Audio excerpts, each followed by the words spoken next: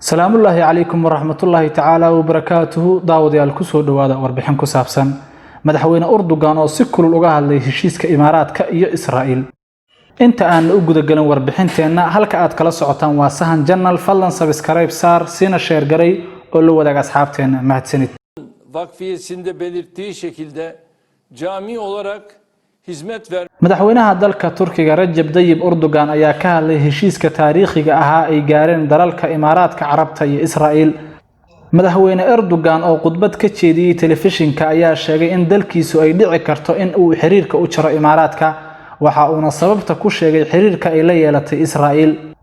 Tilaabada la xiriirta arrinta Falastiin ma ahan mid inaga dagayso, waxaana laga yaabaa in aan qaadno tilaabo aan meesha uga saarno xiriirka diblomaasiyadeed ee nagala dhaxeeya Abu Dhabi, waxaana dhici karta inaan u yeerno safiirka halka inoo fadhiya, ayuu yiri madaxweyne Erdogan. Erdogan ayaa intaas raaciyay, waxaan garab taaganahay shacabka Falastiin, weligeena ma ogolaan doono in Falastiin la burburiyo. Israa'iil iyo dalka Imaaraadka Carabta ayaa kala saxiixday heshiis dib loogu celinayo xiriirka labada dhinac. Israa'iil ayaa waxay aqbashay inay joojiso qorshaheedii ahaa inay isku ballaariso qayb ka mid ah daanta galbeed. bayaan la yaab lahaa ayaa waxa uu madaxweynaha Mareykanka Donald Trump oo heshiiskan garwadeenka ka ah ayaa waxa uu dalalkaasi heshiiska ku tilmaameen mid taariikhi ah iyo guul nabadeed.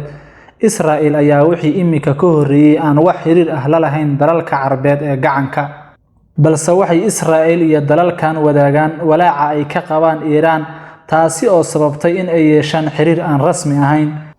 hogaamiyaasha Falastiin ayaa la sheegay in ay tilaabadani la yaab ku noqotay.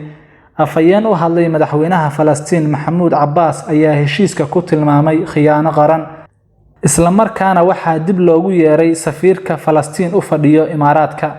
madaxweyne Trump ayaa heshiiskan u dhaxeeya ra'iisul wasaare Netanyahu iyo boqorka Imaaraadka Carabta Mohammed Al Nahyan ku tilmaamay waqti taariikhi ah. waa heshiiskii saddexaad ay gaaraan Israa'iil iyo Carabta tan iyo sanadkii 1948 oo lagu dhawaaqay madax banaanida Israa'iil. Toddobaadyada soo socda ayaa waxaa kulan yeelan doona ergooyin ka kala socda Imaaraadka iyo Israa'iil si loo saxiixo heshiisyo laba geesood ah. heshiisyadan ayaa ah kuwo la xiriira maalgashiga, dalxiiska, duulimaadyada tooska ah, ammaanka, isgaarsiinta, tiknoolajiyadda, tamarta, caafimaadka, dhaqanka iyo deegaanka. waxaa sidoo kale ka mid ah in labada dhinac ay isweydaarsadaan safiiro.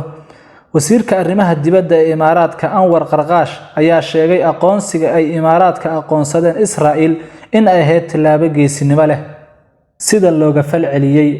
ra'iisul wasaaraha UK Boris Johnson ayaa soo dhaweeyay, waxa uuna sheegay in ay tahay tilaabo loo qaaday dhanka nabadda bariga dhexe.